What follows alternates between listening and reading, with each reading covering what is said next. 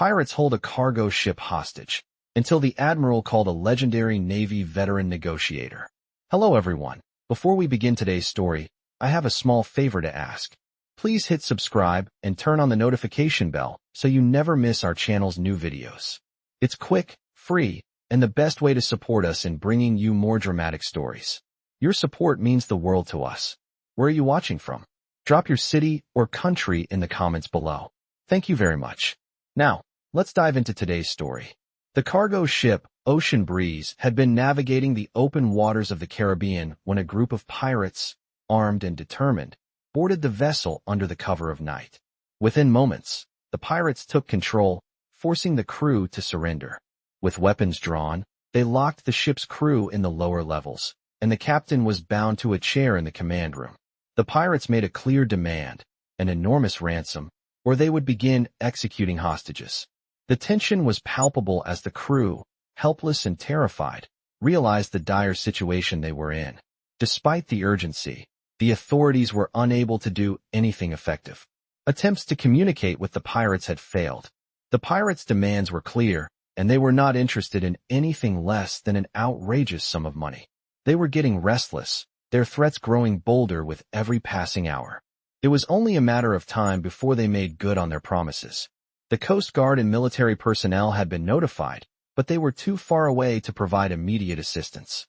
As time passed, the situation seemed more and more hopeless. But then, the Coast Guard commander made a call to someone who could turn the situation around. He called Admiral Samuel Wallace, a decorated Navy veteran who had retired years earlier, known for his expertise in high-stakes negotiations.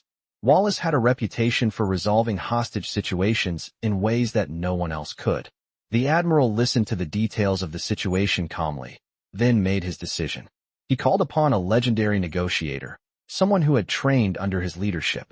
It was Captain Jack Callahan, a man whose reputation preceded him. Jack was not your typical negotiator.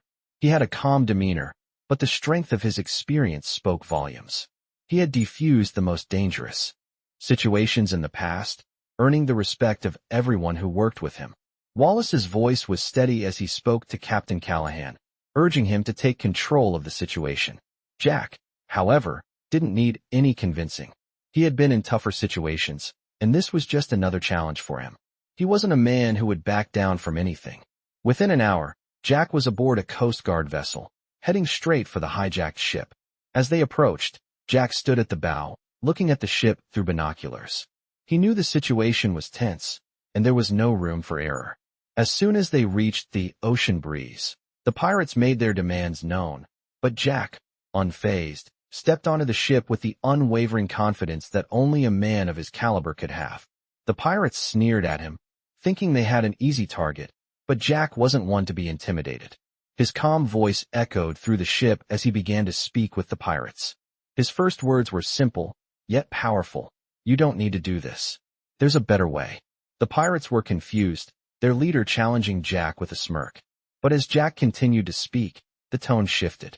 He spoke of their lives, their choices, and the consequences of their actions.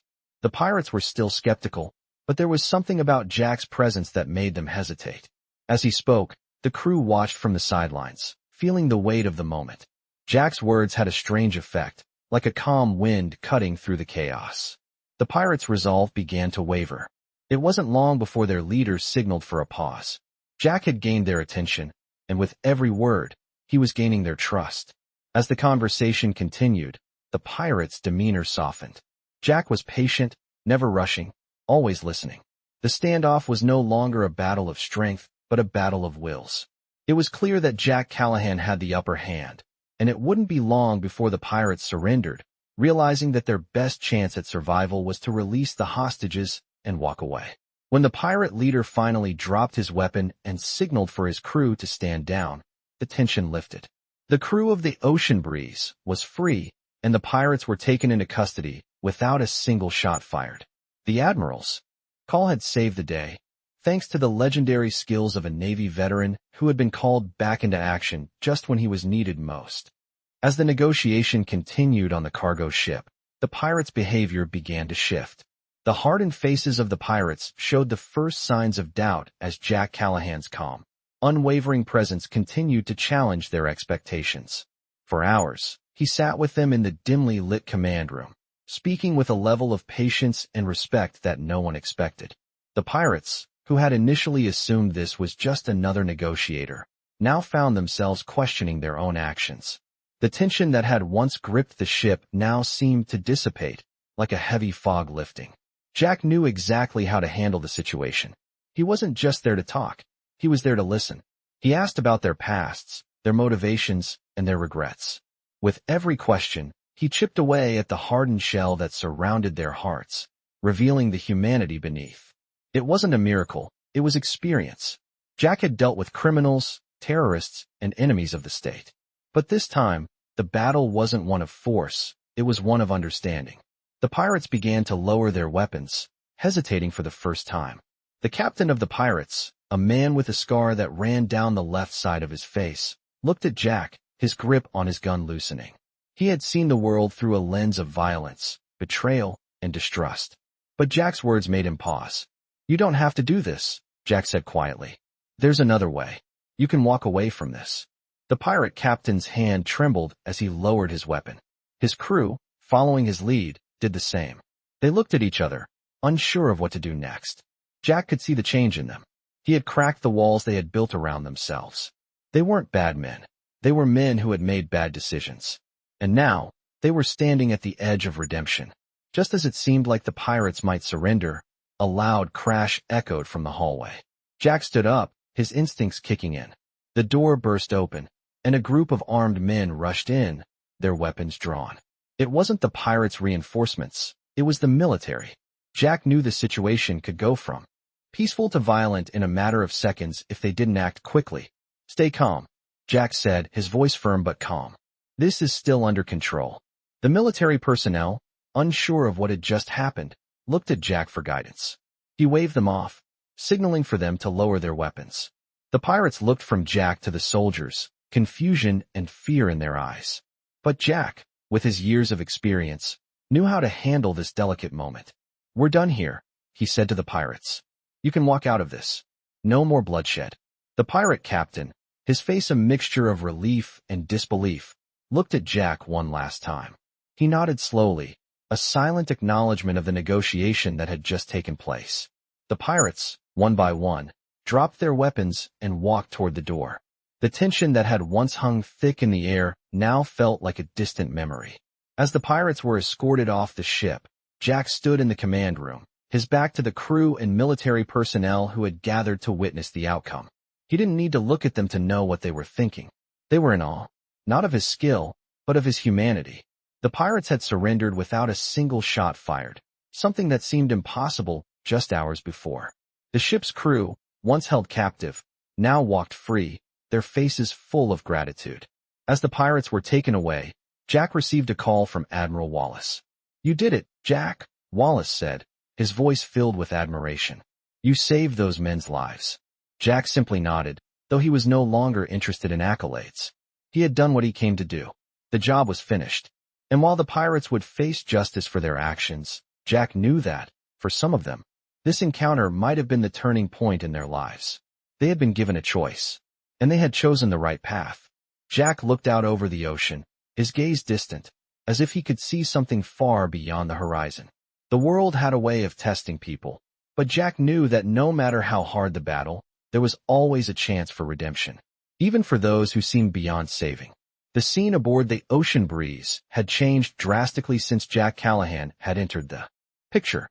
The pirates, once filled with arrogance and hostility, had now surrendered without a single life lost. As they were escorted off the ship by military personnel, the crew, who had been held hostage for hours, began to slowly realize they were safe. Jack stood near the ship's railing, watching the pirates as they were taken away, his expression unreadable. His mind wasn't on the victory of the moment, but on the ripple effect of what had just transpired. He had seen this type of thing before. Men who felt they had nothing to lose. Men who were desperate, acting out of fear or greed. And he knew that sometimes the only way to turn things around was by giving them a choice, just like he had. "You saved their lives," a voice said behind him. It was Admiral Wallace, stepping onto the deck. Jack nodded, acknowledging the Admiral, but didn't speak. Wallace walked over, his footsteps echoing on the metal deck. "We don't usually get lucky like this," he said with a smile. But there was a hint of seriousness in his tone. "How did you do it, Jack?"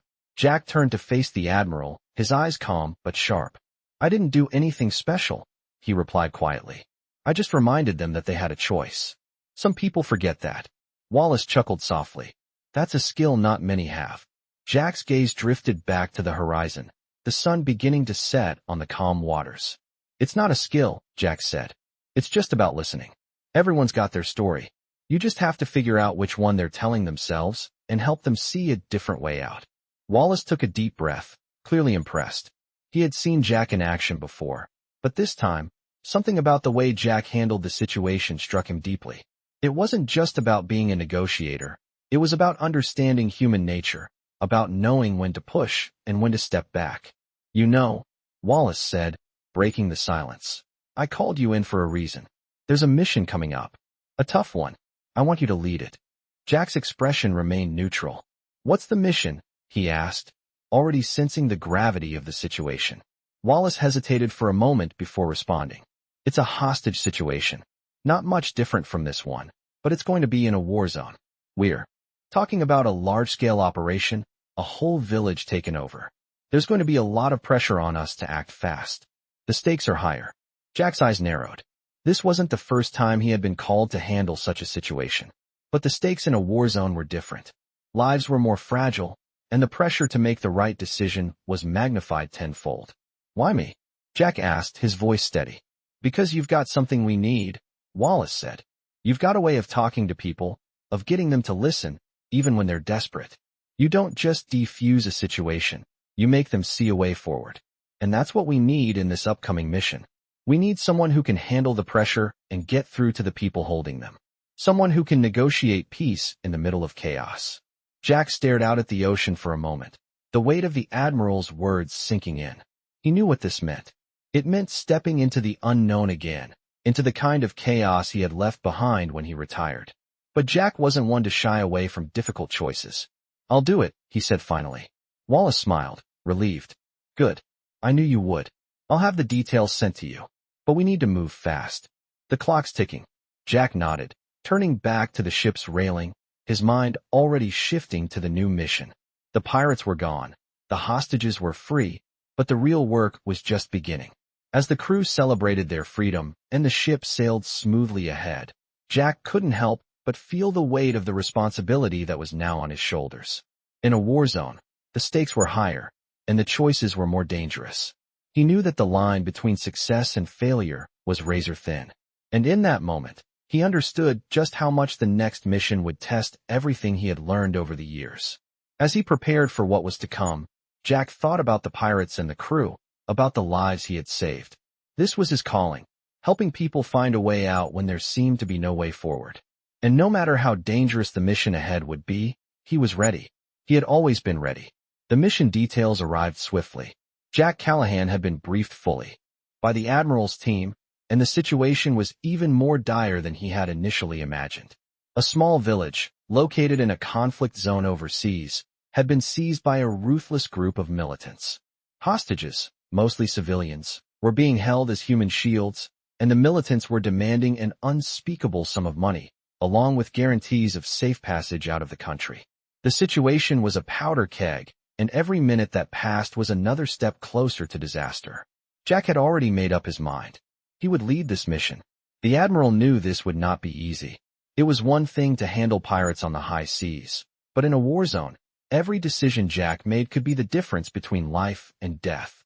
The stakes were higher, but Jack had never backed down from a challenge. As the Special Forces team prepared for deployment, Jack stood quietly in the war room, watching as maps and reports were laid out. His mind was already at work, processing every possible scenario. He couldn't afford to make a mistake. His reputation as a negotiator had been built on precision, and this mission would require every ounce of his skill. The team would need him to be sharp, calm, and focused. As the helicopter doors opened and the team stepped out into the desolate landscape, the reality of the mission set in. The village, nestled between rugged hills, was barely visible in the distance. The militant presence was strong, and the intelligence reports confirmed that they were heavily armed and desperate. Jack's plan was simple but risky. They would infiltrate the village, gain the trust of the militants, and negotiate for the hostages' release. The key was not to reveal their hand too soon. They couldn't rush this. One wrong move, and the entire village could go up in flames. As they approached the village, Jack began to run through his strategy in his mind. He had faced worse odds before, but this mission was different. The militants knew the terrain, they knew how to fight, and they were unpredictable. They had no qualms about executing anyone who got in their way. Jack had to tread carefully. The team split into smaller units, surrounding the village while Jack stayed in the center. His job was to stay calm and communicate with the leader of the militants. The first contact came.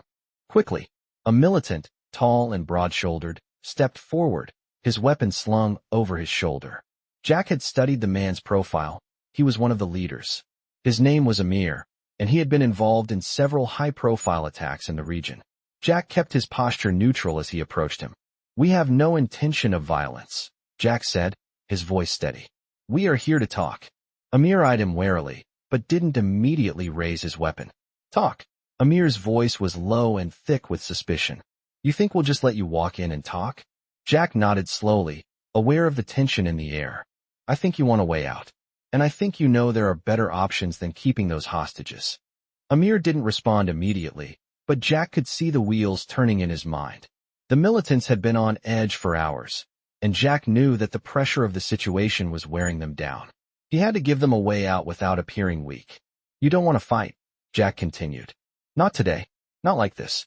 Let me help you, Amir. I'll give you the safe passage you want. But I need you to make the right choice. For the sake of everyone involved." Amir's eyes flickered, his gaze darting around the room, but Jack kept his tone calm. He wasn't pushing too hard. He was just giving the man room to breathe, to think. The silence stretched on, but Jack knew this was the critical moment. "What do you want?" Amir finally asked. Jack had anticipated this question. "I want the hostages to go free," he replied. "I want everyone to walk out of here alive. And I want you to walk away from this life. I can help you do that, Amir." The offer hung in the air between them. For a moment, it felt like time had stopped. Then, Amir lowered his weapon slightly, his shoulders sagging as the weight of Jack's words seemed to hit him. "And what do you want in return?" Jack's gaze softened. "Nothing," he said quietly. "Not from you. Just a chance for everyone to walk away. That's all I need." The words landed heavily, but they were met with an unexpected response. Amir slowly nodded, his face hardening again as he processed the offer. "You're not like the others," he muttered, his voice laced with something between respect and disbelief. "I'll give you the hostages, but you have to promise me one thing." Jack leaned in slightly. "What's that?" Amir hesitated before speaking. "If I walk away from this, I want your word. No one comes after me. Not the military, not anyone." Jack met his gaze, unwavering. "You have my word. Walk away, and you're free. That's all you need to know." With a final look at the hostages, Amir signaled to his men. They lowered their weapons, and the standoff came to an end. The hostages were freed, and the militants walked away without a shot being fired. Jack had done it. He had found a way to win, even when the odds seemed insurmountable. As the team moved out of the village, Jack knew that this mission would be remembered not just for the lives saved, but for the choice to negotiate, to find a path that didn't involve destruction. Sometimes, the greatest victories came not from force, but from understanding. And in that moment, Jack knew he had made the right choice. The success of the mission echoed in the days that followed, but for Jack Callahan, there was no sense of triumph. As he stood on the deck of the ship, looking out over the calm sea, the weight of what he had done started to sink in. The hostages were safe, the militants had walked away without a fight, but the road ahead was never simple. Jack had faced the militants and won, but there was still the aftermath to deal with. The call came in the following morning. It was Admiral Wallace. "We need to talk," the Admiral said, his voice tight with urgency. Jack's instinct told him that there was more to this mission than just saving lives. "What's going on?" Jack asked, his tone low but steady. "I just got a report from the top brass," Wallace continued. "They want to know how you did it. How you made them surrender without a single casualty. They're impressed, Jack. But they also want to know if you're ready for something bigger." Jack paused, his mind racing. He knew the military's interest in him wouldn't stop at one mission. He had proven his worth, and now they would want more. What exactly are you asking me? Jack replied. A new mission is coming up. And this time, it's not just about negotiating. It's about strategy. They're sending you to a high-risk operation in a much larger conflict zone. We're talking about an international crisis, and you're the man we want on the ground. Jack didn't need any more details. He understood the nature of the request. He had been in situations before where the stakes were not just about lives, they were about national security. I don't need a title, Jack said quietly. I just need to know that I can make a difference. Wallace paused for a moment before speaking again. I know, Jack. That's why we trust you. But this is different. The operation involves multiple countries, and we're not just dealing with local militants. There's a much larger geopolitical issue at play. Your role will be to defuse tensions, gather intelligence, and if necessary, lead negotiations with forces that are beyond just military. Jack's mind shifted into full operational mode. He had done this before, but this was on a scale he had never imagined. He had been a negotiator, a mediator, and a leader in countless battles, but this would require something different. It would require not just his skill with words, but his ability to read the world on a global scale. I'm in, Jack said, his voice steady. Give me the details. The Admiral's voice softened. I knew you would be. You'll be briefed in full once we get you on the ground. But I wanted you to know, Jack, this is bigger than anything you've done before. The world is watching. With those final words, the line went dead, and Jack was left standing on the deck, the weight of the task ahead pressing down on him. He had a reputation for getting the job done, but this mission would be a test of everything he had learned over the years. As the ship sailed toward its destination, Jack reflected on the journey that had led him here. He had come a long way from the young officer who had first stepped into the chaos of war. Over the years, he had learned that the real battle was never fought with weapons, but with the choices people made. His ability to connect with others, to make them see a different way, had saved countless lives. Now, he would need to use that skill on a much larger scale. The morning of the operation arrived quickly, and Jack was ready. The briefings were intense, with maps of conflict zones spread out before him. The military had already set up their strategy, but Jack's role was to ensure that the diplomatic side of things went smoothly. He would be meeting with leaders from different nations, some of whom had never been willing to talk before. They were all too aware of the risks involved, but Jack had a way of making even the most hostile individuals see reason. As he stood at the front of the operations room, his eyes scanning the room, Jack couldn't help but feel the weight of the moment. This wasn't just another mission. It was the chance to make a real difference in the world. Let's do this, he muttered to himself. As the operation began, Jack's team was deployed on the ground, his calm presence and sharp instincts guiding them through the chaos. The world was a complicated place, filled with political minefields and egos that could get in the way of even the most noble of goals. But Jack knew that he wasn't there to play politics. He was there to make sure that the lives of innocent people came first. He had a job to do, and he would do it no matter the cost. And as the mission unfolded, Jack's reputation as a negotiator grew even more legendary. He wasn't just a man who talked his way through tough situations. He was a man who knew how to get results, who understood the stakes of every decision, and who would do whatever it took to make sure that everyone, no matter where they came from, had a chance at peace.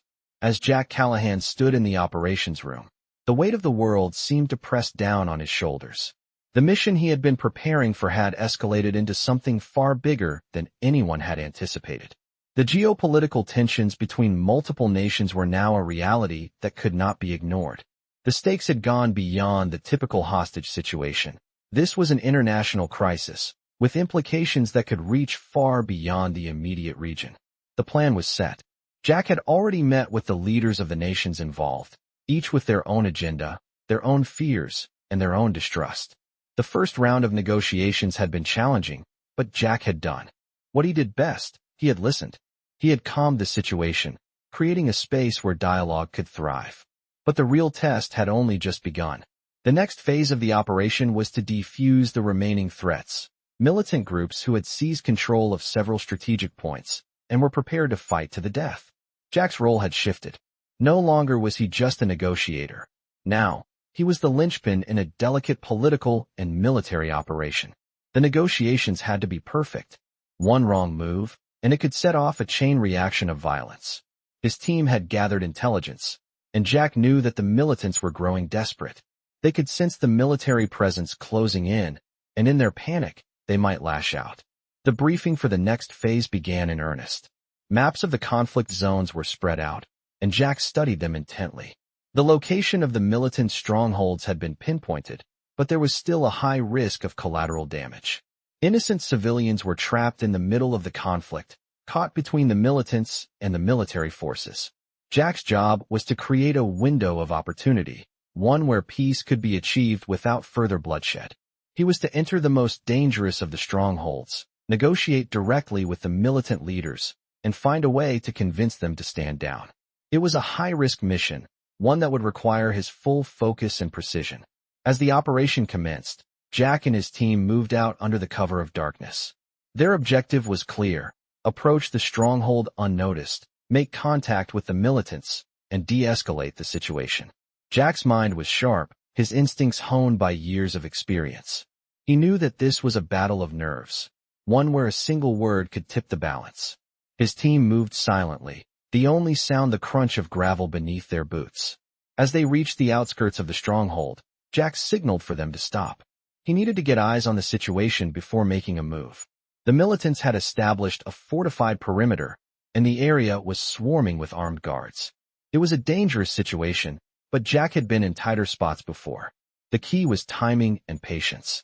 The team set up a small surveillance point, and Jack began to assess the situation. His years of experience in the field had taught him that the enemy's movements could be predicted. He knew that the best way to approach was to stay calm and wait for the right moment. As they watched, Jack's mind raced with possibilities. The militants were tense, but there was a pattern in their actions. They were waiting for something, perhaps reinforcements or a response from their leadership. Jack knew that he had only a small window of time to act. If he waited too long, the situation could spiral out of control. He made his decision. The team moved in, their movements swift and deliberate.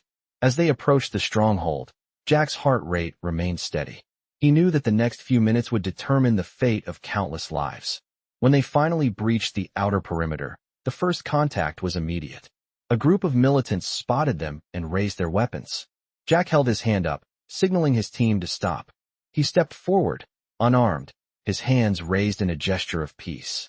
"I'm not here to fight," Jack said, his voice calm and steady. "I'm here to talk." The militants hesitated, their weapons still raised, but there was a flicker of doubt in their eyes. Jack's reputation had preceded him. They had heard of the legendary Negotiator, the man who could talk down even the most dangerous of enemies. "You don't need to do this," Jack continued, his tone unwavering. "There is a way out.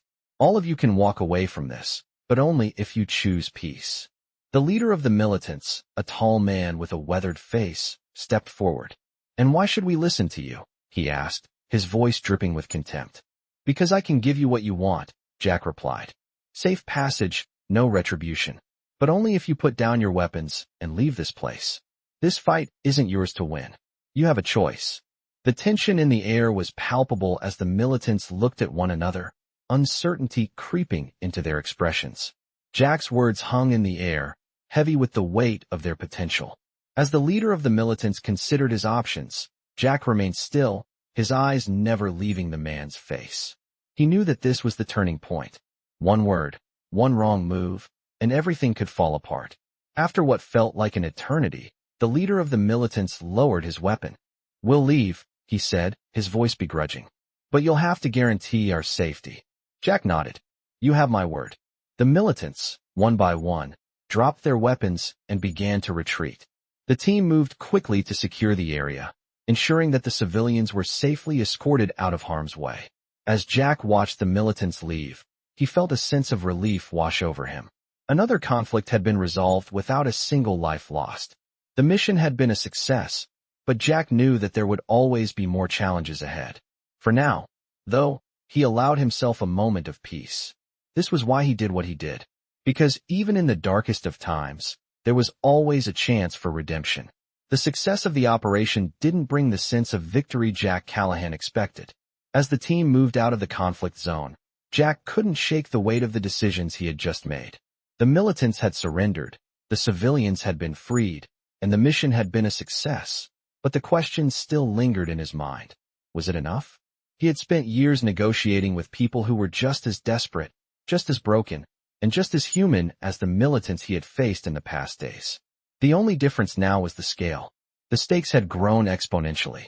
A knock on the door of his temporary command center interrupted his thoughts. It was one of the officers, his face tight with urgency. "Sir, there's someone here to see you." Jack's brow furrowed. "Who?" "A representative from the United Nations," the officer replied. Jack nodded and stood, following the officer down the hallway. He didn't know what to expect, but he wasn't particularly surprised. The political ramifications of his mission were only beginning to unfold. When they reached the briefing room, a tall, well-dressed woman stood by the table, her hands clasped in front of her. "Captain Callahan," she said, her voice cool and professional. "I'm Rachel McAllister, and I've been assigned to assess the aftermath of your mission." Jack nodded. "I assume you have some questions." She gave him a faint smile. "A few. But first, I want to say that what you did here is being hailed as a remarkable success. The negotiations, the way you handled those militants, it's unprecedented." "I just did what I had to do," Jack replied. "The people in that village were the priority." Rachel nodded thoughtfully. "Of course. But there's more to it than just the immediate situation. The fact that you negotiated with the militants directly, people who have a long history of violence, has caught the attention of several nations. The UN wants to know what comes next." Jack leaned against the table, considering her words. He had expected this, but hearing it out loud still carried weight. "What do you mean, what comes next?" Rachel didn't hesitate. "You've opened a door, Captain. You've shown that peace is possible, even in the most dangerous of situations. But we need to know if you're willing to take on a bigger role. We need someone who can negotiate on an even larger scale, someone who can handle not just militants, but also international conflicts." Jack met her gaze. He had never wanted to be a hero. He had never sought the spotlight. He did what he did because it was what he knew, what he was trained for. But the implications of her words weren't lost on him. This wasn't just about saving lives anymore. This was about shaping the future. "I'm not sure I'm the right person for that," Jack said quietly. Rachel didn't flinch. "You're exactly the person for it. You've already proven you can handle situations others would consider impossible. And now, the world needs someone like you. There's a conflict brewing in Eastern Europe, and the UN is preparing to intervene. We need someone who can lead negotiations on the ground. Someone who can convince both sides that peace is the only way forward." Jack felt the weight of her words press down on him. He had been in situations like this before, but this one was different. This wasn't just about talking militants off the ledge. This was about preventing a global disaster. The thought of stepping into that arena was daunting, but Jack knew better than anyone that sometimes the greatest risks led to the greatest rewards. "I'm not sure how much more of this I can take," Jack admitted, his voice softer now. "I've spent years negotiating, leading, trying to find common ground where there is none. I've seen the toll it takes on people, on me. I'm not sure I'm the right person for this job anymore." Rachel's expression softened. "You're the only person for the job. You've shown that time and time again. And we need you, Captain." Jack stood in silence for a moment, his thoughts racing. He had lived through countless missions, countless conflicts, and countless negotiations. He had seen people at their worst, but he had also seen the potential for redemption. He had witnessed firsthand that even in the darkest of times, there was always a chance to change the course of history. This mission would be no different. The world was watching, and Jack knew that he had to act. "I'll do it," he said finally. "But I need to know that this time, it's going to be different. That it's going to matter." Rachel smiled, relieved. "It will. The world will be watching, but more importantly, they'll be listening. And you're the one who can make them hear." As Jack walked back to his temporary quarters that evening, the weight of the decision still lingered. He knew this mission would test him in ways he couldn't predict, but he also knew that it was the only way forward. He had spent years fighting for peace, but now he would have to negotiate it on a global scale. And this time, the consequences would be felt by millions, not just the people in the small village he had saved. As he looked out over the horizon, Jack Callahan knew that the road ahead would be even harder than the ones he had traveled before. But he was ready. He had always been ready. As Jack Callahan prepared for the new mission, the weight of responsibility grew heavier with each passing day. The briefings had been long and intense, filled with the strategies and tactics necessary for what was shaping up to be one of the most dangerous negotiations of his career. The stakes were higher now, not just for the lives of the hostages in the conflict zone, but for the stability of the entire region. Jack had always known that his role was never just about talking his way through tense situations. It was about making people see the bigger picture, helping them understand that there was always a way out of the darkness, even when it seemed impossible. But this time, the challenge wasn't just about talking. It was about navigating a complex political minefield. The militants in the Eastern European region were far more organized and ruthless than the ones Jack had encountered in the past. They had the backing of powerful external forces, and any wrong move could ignite a war. As Jack stood in the operations room, surrounded by maps, communications equipment, and military personnel, the gravity of the situation weighed on him. He wasn't just a negotiator anymore. He was a leader. The mission was set to begin in just a few hours, and Jack knew he had to move quickly. There would be no time for second-guessing. He had to be sure that every decision was the right one. The military had already secured a perimeter around the conflict zone, but the militants held the central region. Jack's goal was simple: get in, negotiate with the militant leaders, and defuse the situation before it escalated. But nothing was ever as simple as it seemed. The first hurdle came when Jack met with the intelligence team. They had gathered as much information as possible, but there were still unknowns. The militants had fortified their positions well, and while Jack had a strategy in mind, he knew that improvisation would be key. "We've got to move fast," Jack said, his voice steady but firm. "Every minute counts. We can't give them a reason to believe they have the upper hand." The team nodded, their expressions serious. Jack had seen them work before. They were the best, but they all understood the risks involved. This wasn't just about clearing out militants. It was about preventing a catastrophe. The convoy was ready. Jack, along with a select group of military personnel, would travel to the heart of the conflict zone. The roads were treacherous, and the area was filled with military checkpoints, each one a potential threat. Jack's nerves were steady, but the weight of the responsibility hung on his shoulders. The closer they got to the center of the conflict, the more tense the atmosphere became. As they approached the militant stronghold, Jack's team set up a secure perimeter. There was no turning back now. They were going in. "We're going to approach this differently than before," Jack said, his voice low as he addressed the team. "We're not just here to talk. We're here to show them that we're serious, that we're not afraid to act if necessary. But we're also here to offer them a way out." As the team moved in closer, Jack's mind raced with calculations. He had been in high-pressure situations before, but this was different. He was negotiating not just with the militants, but with the very future of the region. The convoy arrived at a safe house a few miles from the stronghold, and Jack prepared for the most crucial meeting of his life. The militant leader, a man named Viktor Karpov, was known for his brutal tactics. Jack had studied Karpov's profile extensively, and he knew that getting through to him wouldn't be easy. Viktor had a reputation for ruthlessness, and he was rumored to be backed by outside forces with deep political ties. Jack had faced men like Viktor before, men who believed they had nothing to lose. But Jack knew that everyone had something to protect. It was just a matter of finding out what it was. As Jack and his team entered the negotiation room, the tension was palpable. Viktor sat at the head of the table, his eyes cold and calculating. He didn't stand up, but his gaze was sharp, sizing up Jack as if he were an adversary. "You've come to negotiate," Viktor said, his voice low and gravelly. "What makes you think I'll listen to you?" Jack stood firm, his posture calm and steady. "Because I'm offering you a way out," he said, his tone unwavering. "There's no reason for this conflict to continue. You have a choice. You can walk away from this and ensure your safety, or you can keep fighting and risk everything." Viktor's eyes narrowed, but Jack could see the flicker of doubt. He wasn't used to being offered an easy way out. The militants were accustomed to using fear as their weapon, and they had often been the ones making demands. Jack was flipping the script, giving them the power to make a decision. The room fell silent for a moment, and Jack could feel the pressure building. Viktor didn't say anything at first. He just stared at Jack, as if waiting for him to make a move. "You think this is about money, don't you?" Viktor finally spoke. "You think we're doing this for some petty ransom?" Jack shook his head.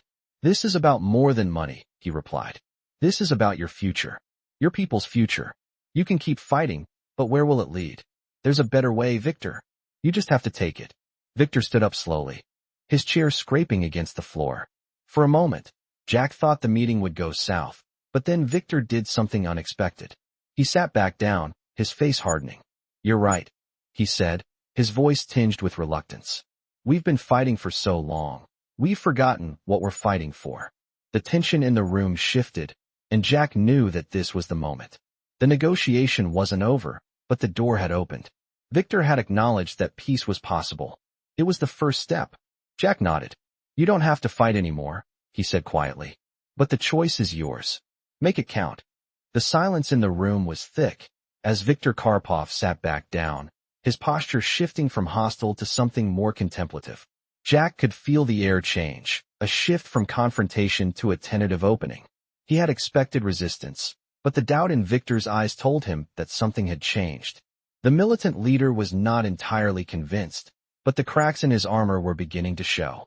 Jack had been here before, negotiating with men who believed they had no options, no way out. He knew that sometimes the hardest part was giving them the chance to walk away, to see the possibility of peace. Jack's calm presence remained unshaken as he stood there, letting Viktor process his words. For a moment, there was only the sound of distant helicopters in the background. Then, Viktor spoke. I fought my whole life. For what? To protect a cause that doesn't even make sense anymore. His voice was gruff, but there was a vulnerability in it that Jack had not expected. You're asking me to give up everything I've fought for. Jack's eyes never left Viktor's. I'm not asking you to give up your cause, Viktor. I'm asking you to recognize that fighting isn't the only way forward. You've seen the destruction, the lives lost. What will it take for you to understand that peace is the real victory? Viktor paused, his fingers twitching as if he were about to grab for his weapon, but instead, he sat still. Jack could see the internal struggle playing out on his face, a battle between everything he had ever known and the possibility of something new. I don't know if I can just let it go, Viktor muttered, more to himself than to Jack. Jack took a step closer, his voice low but firm. You don't have to let it go, but you do have to let go of the violence. It's not about giving up, it's about finding another way. You have the power to make that choice. You always did. The words seemed to land, but Jack could sense Viktor's hesitation. Jack had faced this before. People who believed that walking away from violence would mean they were weak, that they were somehow betraying everything they had fought for. Jack understood that. He had been through it himself. He had seen too many people, too many good men, destroyed by the war they had created in their minds. Viktor's hands clenched and unclenched on the table, as if he were wrestling with his thoughts. Jack gave him the space he needed, knowing that rushing him wouldn't help. He could see the conflict in Viktor's eyes, the man torn between his past and the possibility of a different future. Finally, Viktor sighed, his shoulders slumping slightly. And what happens if I walk away? What happens if I take your offer and leave this all behind? Jack stepped forward, speaking with quiet conviction. You walk away with your life, Viktor. You take the path of peace. You give yourself a chance to live without blood on your hands. And in time, you'll be able to look back and know that you made the right choice. Viktor studied Jack's face for a long moment, and for the first time, Jack saw something shift in his eyes. It wasn't trust, not yet, but it was the first step toward it. You think it's that simple? Viktor asked, his voice raw. You think I can just walk away from all this? Jack met his gaze, his voice soft but resolute. It's not simple. It's the hardest thing you'll ever do, but it's also the most important. The hardest part is taking that first step. After that, you'll see that there's a way forward. The room was still, as Viktor seemed to process Jack's words. The militant leader sat back in his chair, his expression unreadable. Jack didn't push further. He knew that Viktor would make his own choice when the time was right. In the silence that followed, Viktor slowly stood, his hand brushing the edge of the table. Jack's heart rate remained steady, knowing that this moment could go either way. Then, Viktor spoke again, his voice quieter this time. You've given me something to think about, Callahan. Maybe there is another way. Jack nodded, a small but genuine smile playing at the corners of his lips. You don't have to decide right now, but when you do, I'll be here. The tension in the room was still thick, but there was a subtle change in the air. Viktor had not agreed to Jack's terms yet, but the first seeds of doubt had been planted. Jack knew that this was just the beginning of a long process. It wasn't over, not by a long shot. But in that moment, Jack felt a small sense of victory. The battle was far from won, but Viktor had taken the first step toward peace. As Jack left the room, he felt the weight of what he had just accomplished. It wasn't just about getting Viktor to listen. It was about showing him a way out of the violence, offering him a choice that no one had ever offered him before. Jack had walked into a war zone and had given a man the power to make peace. It wasn't the end of the war, but it was the beginning of something new. Jack stepped outside, feeling the cool wind on his face as the military convoy prepared to leave. There was still much work to be done, but for now, Jack knew he had done everything he could. Peace was never easy, but sometimes, just sometimes, a single conversation could change everything. The days following the meeting with Viktor Karpov were filled with uncertainty. Jack Callahan knew that a single conversation was never enough to resolve a conflict, especially one as deep-rooted as this. Viktor had agreed to consider the possibility of peace, but Jack had no illusions. He understood that the real work lay ahead. Negotiations with militants like Viktor were never a straight path.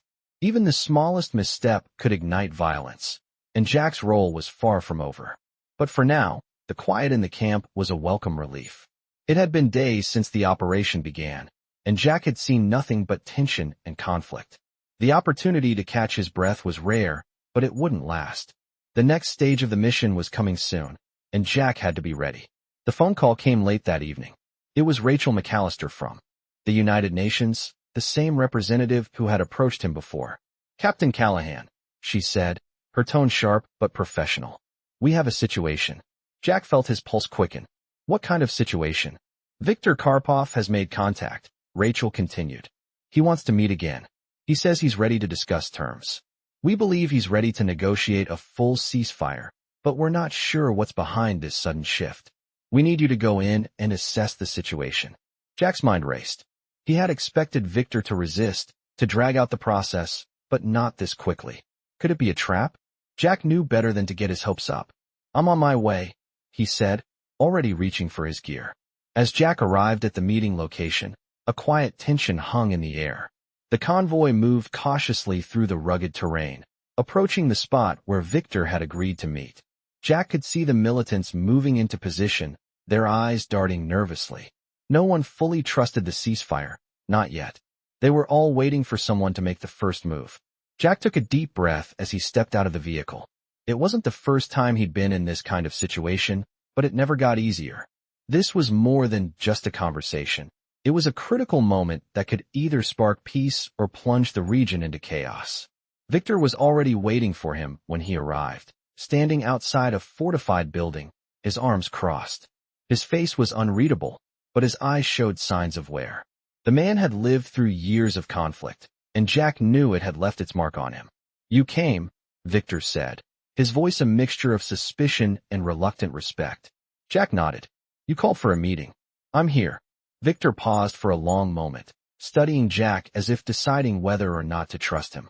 Finally, he spoke. "I've thought about what you said. I've been through enough battles to know that nothing lasts forever. But the price of peace, it's high, Captain. Too high for some to pay." Jack kept his voice calm. "Peace always comes at a price, Viktor. But that price is nothing compared to the cost of war. What are you willing to pay for a chance to walk away from this?" Viktor's eyes darkened. "And if I say I'm not ready? If I'm not willing to trust that things can change?" Jack didn't hesitate. "Then we keep fighting. But the difference is, you'll know you had a choice. No one can force you into peace, Viktor. But if you stay, you'll have to live with the consequences." The militant leader stared at Jack, his face hardening as he processed the words. "You make it sound so simple," Viktor muttered. "But it's not.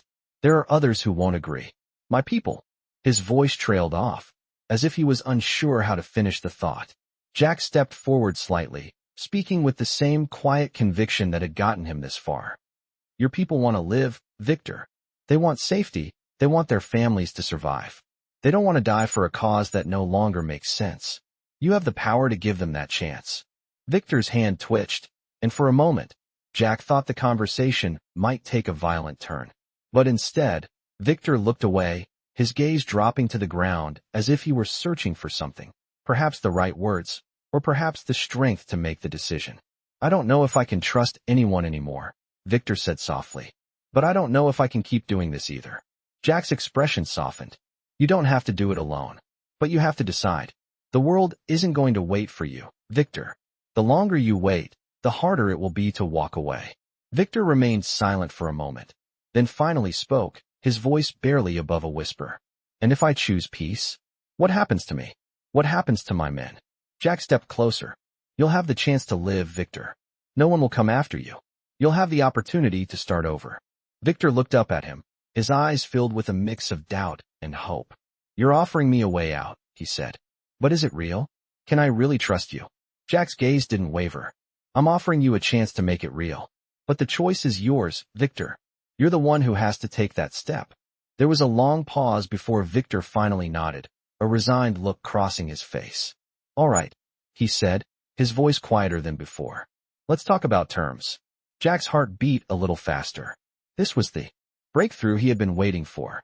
They weren't there yet, but the door to peace had just creaked open. As they sat down to finalize the terms, Jack knew the road ahead was still fraught with danger. But for the first time in a long while, there was a glimmer of hope.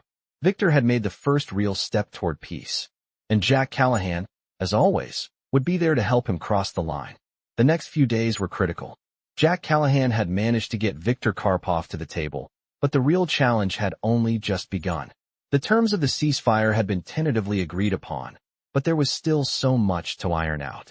The stakes were high, and Jack knew that one misstep could undo everything.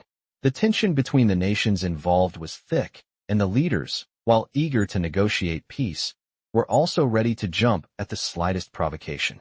Viktor, for his part, had kept his word, staying true to the agreement. But Jack knew that words could only go so far in this environment. There was a deep mistrust on both sides, and it would take more than promises to bridge that gap. The morning of the final negotiation arrived. Jack stood before the assembled delegates, his mind focused and sharp. He had been in many high-pressure situations before, but this one felt different. The weight of the world seemed to be resting on his shoulders. If he failed here, the conflict could reignite. The peace talks were being held in a neutral location, a place that had seen its fair share of international negotiations. But as Jack walked into the conference room, he could feel the undercurrent of tension in the air. Viktor and his men were already seated, a few of the other leaders present, their expressions unreadable.